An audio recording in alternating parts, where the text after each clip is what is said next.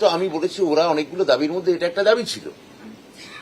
আমরা ইতিমধ্যেই আমাদের যে ক্লারিফিকেশন সেটা অনুযায়ী যোগ্য শিক্ষকদের ওরা বলেছেন কাজ চালিয়ে যেতে। তাহলে আমাদের যে স্কুল দপ্তরের যে সিস্টেম, সেই সিস্টেম অনুযায়ী এটা করা হচ্ছে। এখানে অনিশ্চয়তা কোথায় সেটাই তো আমি বুঝতে পারছি না। লিস্ট, প্রথম কথা হচ্ছে লিস্ট এসএসসি শিক্ষা দপ্তরকে দিতে পারে, শিক্ষা দপ্তর সেই অনুযায়ী কাজ করতে পারে। কথা হচ্ছে যে এদের মধ্যে একজনকেও, যাদের কথা আপনারা বলছেন, তাদের কাউকে কি টার্মিনেশন লেটার দেওয়া হয়েছে?